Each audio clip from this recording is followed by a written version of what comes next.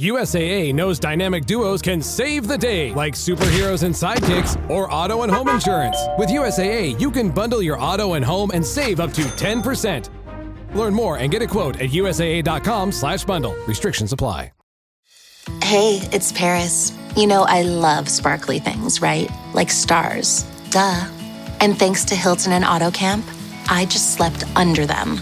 Picture me, serving looks by the fire outside my luxurious Airstream, making s'mores with the kids, while a national park is our backdrop. The great outdoors meets Hilton hospitality. That's hot.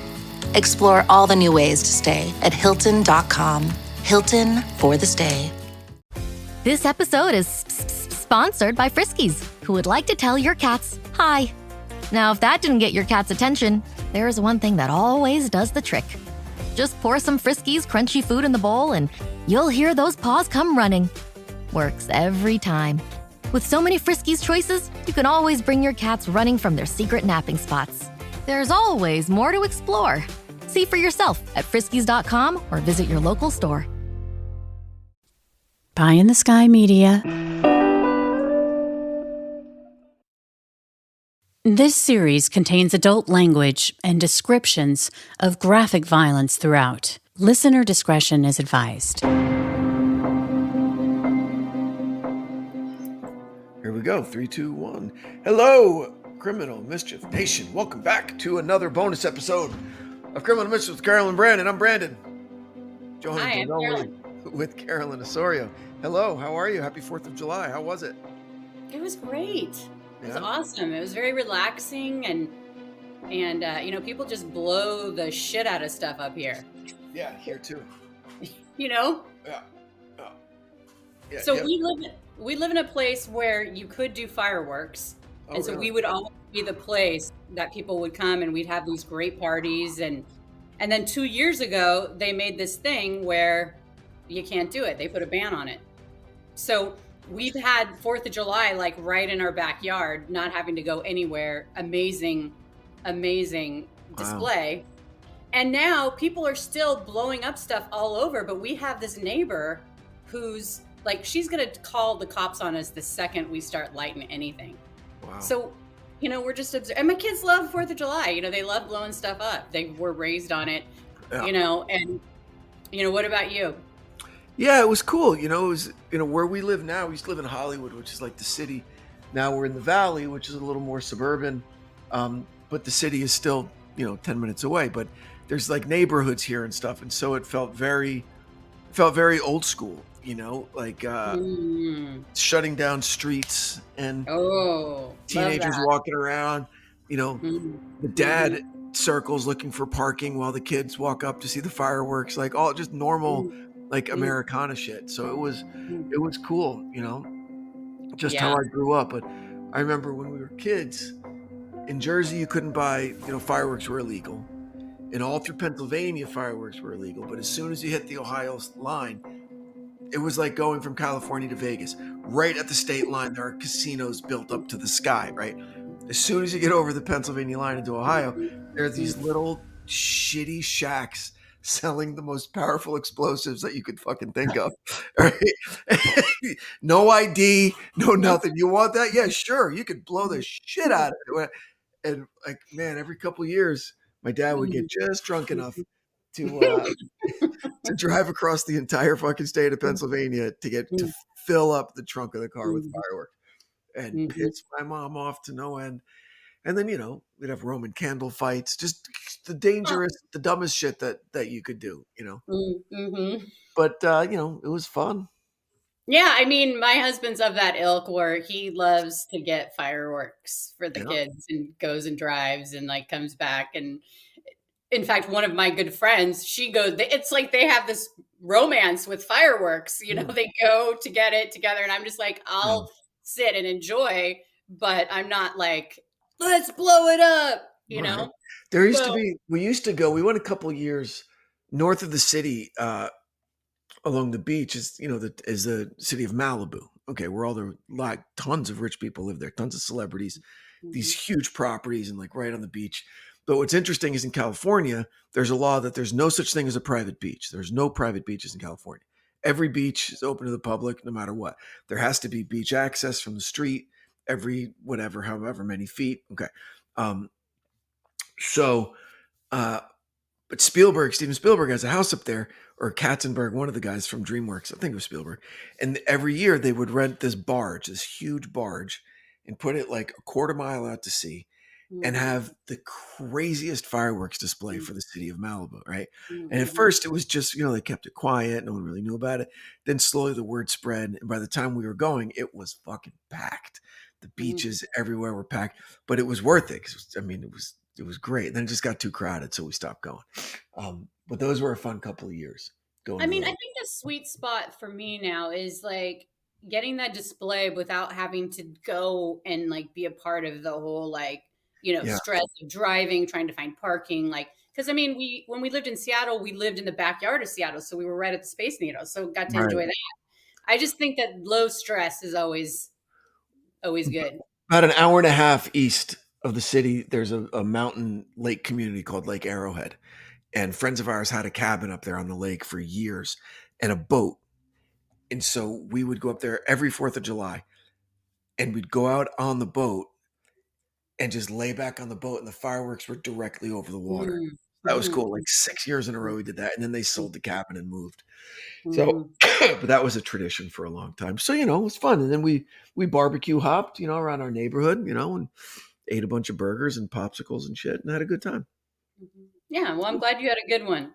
I love the description of the old school neighborhood. I just totally visualize that, little kids with snakes and people with their lawn chairs on the sidewalk. Yeah, absolutely. Absolutely. That's a nice thought. Yeah. That was great. All right. Let's talk about this. The perfect house. The perfect house. Deceptive title. The house was far from perfect, Carolyn. Oh my gosh. I wish you should look up the interior of this, what he did. Just really scary that the only thing holding it up was the 2 layers of stucco on the outside.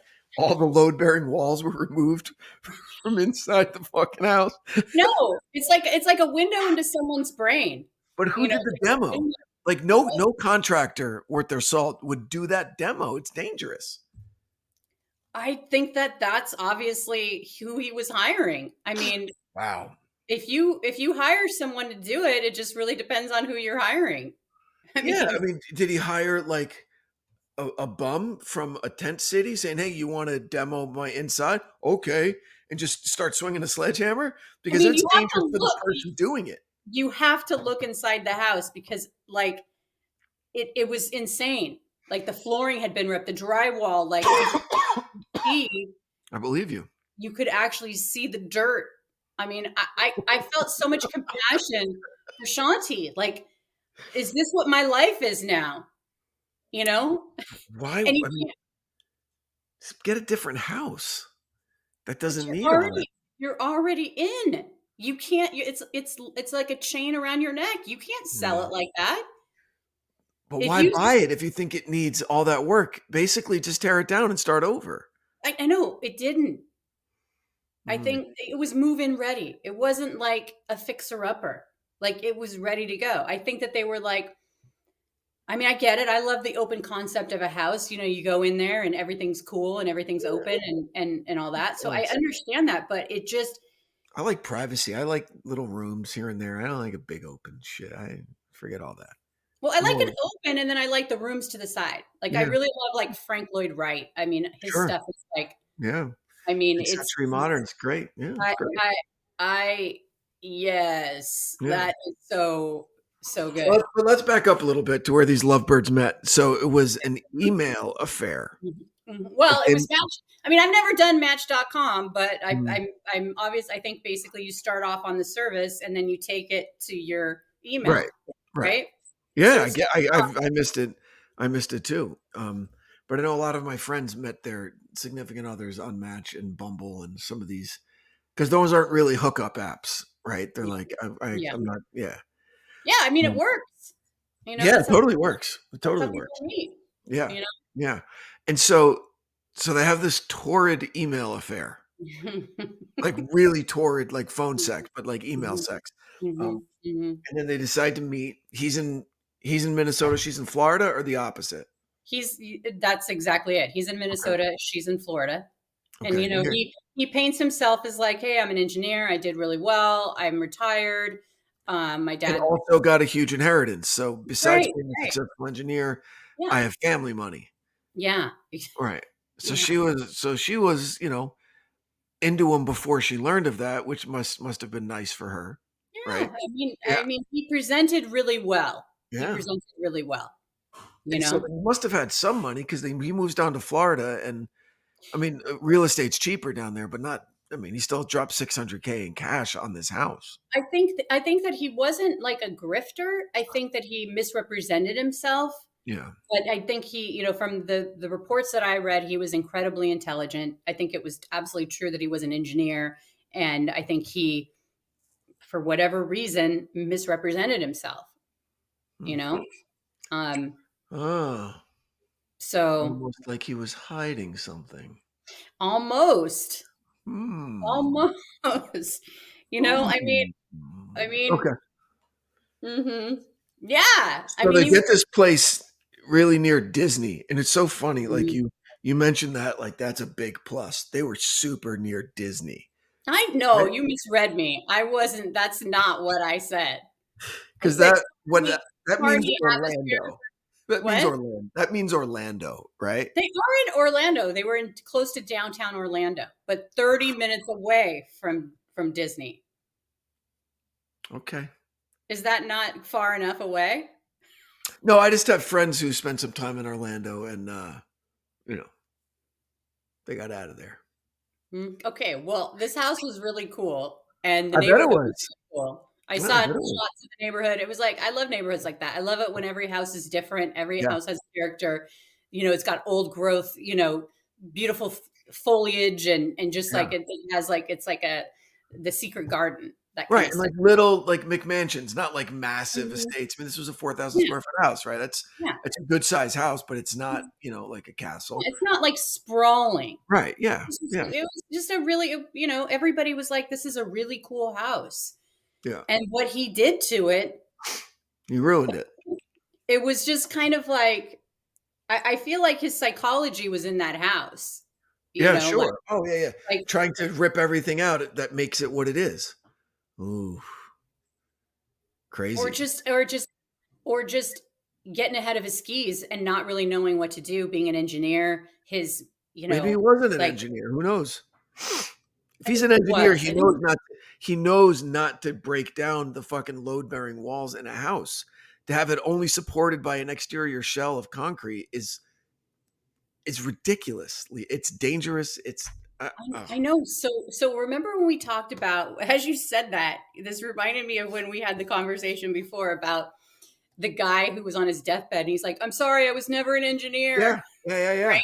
yeah, So yeah, it's kind of like he was probably an engineer, but we don't know that he was a good engineer. He could have been really smart, but that when he started this project and then all of a sudden he's realizing, man, I really don't know what I'm doing. yeah. And instead of admitting that he doesn't know what he's doing, he He doubles just down and kept going, kept blames going. the contractor, blames this person. It's this person's problem. And maybe he couldn't admit that he was wrong, you know? And then But it so got when did the trouble start in the relationship? I mean, it's hard to say because I think that she was incredibly private.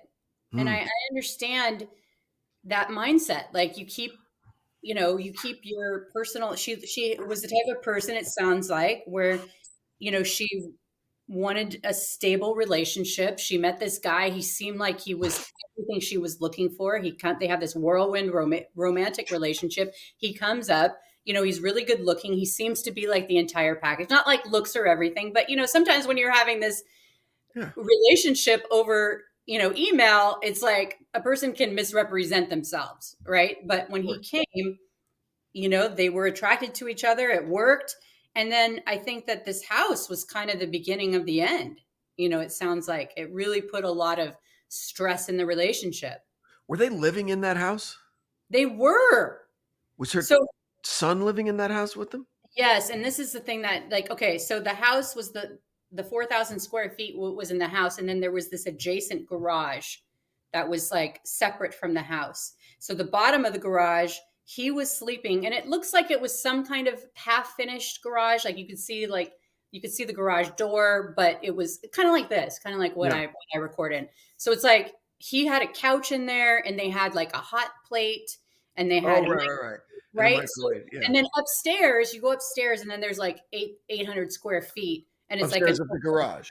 Upstairs in the garage, and there was like a king size bed, a bunk bed, a couch, and a TV and a full size bathroom. So they moved into the garage, two-story garage apartment while the house was being renovated. Right. Yes. Okay. And then it just the renovations continued. I mean, they just kept demoing. Like they never got to the actual renovating of the property. It was just demo. Imagine how many dumpsters were in and out of their front yard. You know, there's a stat that 60% of the landfills in the United States are construction waste. Really? 60%. I mean, I'm doing a little job at my brother-in-law's back house, right? Just like hanging sheetrock and putting in new floors and stuff. And and every time, if I have like, just a 1x8 board for trim, I buy an 8-foot board, and I need 6 feet 8 inches of it, because there aren't 6 feet 8 inch boards. There's 6 feet or there's 8 feet. And so what do I do with that other 16 inches? It gets thrown away. I remember when I first got access to the internet. Of course, I was an adult, but I still had to learn a thing or two, like maybe not the best timing to send an email to someone after having a glass of wine or two. Which is all to say, I didn't grow up with the internet the way today's kids have. I'm Gen X, baby, and I am so grateful for that. But now, having 5 kids over the years with varying access to cell phones, it's always a battle to figure out what the right age is for a kid to get a cell phone, especially if all their friends have one. Because I've learned that you can't control what they're seeing on social media, the music or videos they're looking up, sometimes stumbling into inappropriate content by accident. It's unnerving to think about how a cell phone in a kid's hand could be like opening Pandora's box. Which is why I'm excited about Gab. Gab is the leader in safe smartphones and watches for kids, teens, and tweens. With no social media apps, no internet browser, and GPS tracking. Now, this may sound boring to your kid, but it's really not. Gab phones and watches are still tech kids actually want. There's unlimited talk and text, a clean music streaming app, and over 100 third-party apps that can be installed at parents' discretion. I want to stay connected with my youngest son, who's 10 years old, but I know he's not ready for a full-on cell phone. And so Gab allows both of us to be part of something bigger than ourselves, and here's how. First of all, my son didn't think he was going to get a cell phone until he was 14. And so he was really excited to get his Gab phone in the mail. And I love making him happy and giving him a little bit more responsibility. I genuinely feel better about letting him free range, knowing he can call me at any time. Gab is a real game changer for me and my son, and I can't recommend enough that you give Gab a try. And this is the absolute best time to check them out, because right now, Gab is offering $25 off any device to new customers with no contract required. That's $25 off any Gab smartphone or smartwatch. Just go to gab.com/mischief. That's where you'll get the best deal. That's Gab, GABB.com/mischief. Gab.com/mischief. This Friday, Jamie Lee Curtis and Lindsay Lohan are back to switch things up in Disney's Freakier Friday. OMG, yes. It's an absolute riot. Woo! And the only movie that can be described as so much weirder than the last time. What last time? it's the frequel You ready? we've been waiting for. That absolutely slays. What deeply out of touch old person came up with that? You did. Wow. Don't miss the comedy event of the summer for all ages. Disney's Freakier Friday in theaters this Friday. Get tickets now. Rated PG. Parental guidance suggested. It's Wednesday Addams. I see you're trying to distract yourself from your own banal thoughts. Let me help. Here's a recording thing made of my latest root canal.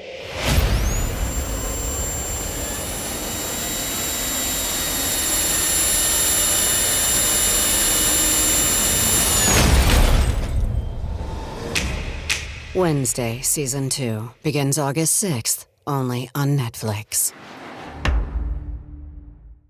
With a major selection of the looks your kiddos love starting at just $4 in the Walmart app, a new school year means a stylish new them. Who knew? Find skater skirts and Crocs that say, I'm casual but cool. Sparkly sneakers that say, it's my classroom, you're just learning in it. And preppy polos that say, I'm the teacher's pet, even if they're mommy's menace at home. Find their favorite styles starting at just $4 in the app. The Walmart you thought you knew is now new. This episode is brought to you by Nespresso Virtuo Coffee Machines. Ready to enjoy the bold flavors of barista-quality Nespresso iced coffee at home? Simply fill a glass with ice and press the brew button on your Virtuo Pop machine to enjoy rich double espressos roasted to stand up even when chilled. Refreshingly bold iced coffee. Refreshingly easy to make at home. Visit Nespresso.com to shop now. I know, I feel guilty because the jobs that we do, like we have extra flooring from the bathroom and we just like 4 pieces. And I'm like, nobody's going to want this for free. And I don't want to just throw it away. I don't really know it. So it's sitting in my shed, but I can see why, that happens. But yes, they literally in the 911 call, he referenced, because that was another thing. They sounded like he was phony baloney on the 911 call. But then when they asked specific questions like, okay, where do you live? He was like, oh, he was suddenly clear. And was like, oh, there's a blue dumpster in front of the house. There you go. know? Yeah. So, All right, I've held off as long as I could. Let's talk about Club Orlando just for a second. okay. Because beside all of this, Mm-hmm. beside all of maybe misrepresenting how wealthy he was or what level of engineer he was, he also had a double life. Allegedly. Yes. He allegedly had a double life. Yep. He belonged to a gym that was a gay gym. Yes. Now, I don't know how you advertise that. Like, I was and it's a legitimate question. Like, how does a gay bar become a gay bar? Just a gay dude say, this is where we're going to go now? Is it ownership? Is it management? Do they spread the word on the street? Is it word of mouth? Is it whatever? I don't know. Like, how do you say you're visiting Orlando, okay? And you're going to Disneyland and you have an Airbnb a half hour away from Disney. And it's me and my family and I want to go work out for an afternoon and I get a day pass. Okay. Could I get a day pass to Club Orlando? Like, is there a gay test before they let me in? No, will someone stop me and say, yo, just to let you know, we cater to a mainly gay clientele. If you're not comfortable with that, you should maybe go work out somewhere else. Like, I don't know, the hotel I used to work for, the owner of the place bought a property in Los Angeles to renovate it, right? Hoteliers are always looking for other properties to buy because it's apparently very difficult. But he was able to buy this place. And for decades, it had been a gay hotel. It was famous for being like a gay hookup spot. The pool, like the saunas, the steam rooms, the rooms, like everything. It was in West Hollywood, which is predominantly gay neighborhood. And he was so happy when he bought it because he's going to transform it and he's going to make it into and he invited me and my buddy because we were both working for him. He said, I really want you guys to see this place. He goes, but I want you to know that I haven't taken over ownership yet and the renovation hasn't started. So it's still the old business. I'm like, what are you talking about? He goes, you're going to see naked dudes everywhere around the pool because it's a gay hotel. I went, oh, okay, cool, no problem. And it was a gay hotel. I guess that's your answer. How do people know? I guess you know. When you walk in, I guess. But so okay. So Club Orlando is known as a gay gym. Yeah. I mean, so does that basically mean it's like a gay sex club? Branden, I don't know. Is that what it is? You tell your wife I'm going to the gym. Okay, the guy was there 78 times. You know what? I mean, I honestly don't know. I don't going to the gym, honey. Gosh, he loves going to that gym. I mean, He's there all the time. I think that's why they didn't bring up this line in the prosecution, because they didn't have evidence to corroborate. They had the receipts and they had that witness who came forward, but they didn't have anything to corroborate the jailhouse snitch saying that he confessed this and this was the reason why, that she found an app on his phone, because they don't know. So we don't know. We don't know if she knew. And so Do I you think know that what was it like a gay dating app? Because I mean, if he knows how to use Match, there are these gay dating apps also. Maybe that's what she found on his I phone. mean, it could have been. There's everything out there, you know? Yeah. So I think that we can only, you know, we don't know. We don't know what it was, but I think he obviously knew what it was and was there, and that's what he was looking for. Yeah. See, I think that's the crux of this. That's what I think. I think what drove him, what got him out of bed every morning, were the masks that he wore for the world, the faces that he showed the world. I'm a successful engineer. I inherited a ton of money from my dad. I'm independently wealthy. I'm a straight guy. Mm-hmm. I know what I'm going to renovate this house. I'm going to be a reality television star with this zombie renovation. Like all of those things. When really he probably was at his happiest, right? When he was being his authentic self as a gay man. Mm-hmm. That for some reason he didn't think he could be. And so I believe the jailhouse snitch. His wife probably found some gay dating app, confronted him on it, found out about Club Orlando, and he killed her to keep the ruse up. Yeah. It's not an excuse. Obviously, it's not an excuse. But what I'm saying is I think for some people, that is a highly, highly motivating factor to maintain this ruse that becomes, something basic to your nature. I think it could have been, as you detailed that out, I think that you're absolutely right. But I also think that there were a lot of stressors on this guy that he put on himself. Between this double life he was living at Club Orlando, and then you've got this remodel that, he's the successful engineer and he can't do this.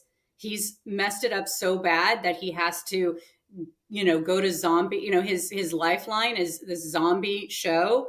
And she's like, to her, a private person, those reality TV shows, like, it's not just about the house. It's about the couple and what led them to, it's their story, their story of what brought them to the situation. And for her, like, I'm sure she's like, I don't want to admit that my husband wasn't able to, he got us in this situation. I mean, I just think that there was a lot of or that she got them in that situation, but she really didn't have much control. She didn't have the house in her name.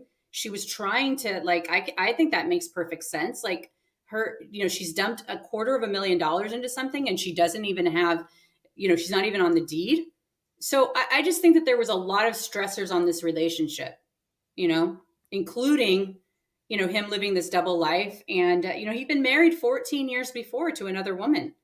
So it sounds like, he was very closeted, but then again, it sounds like he wasn't, because if you go to Club Orlando, that's what I'm saying. It's not like some lockdown, like anonymous, club, right?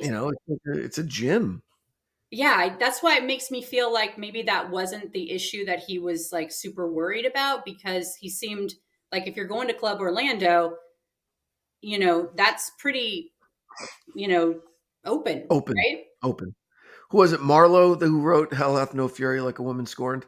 I'm playing over this conversation, how it went in my head. Okay, she's obviously super private. Mm-hmm. He needs the zombie renovation to save his ass on this house.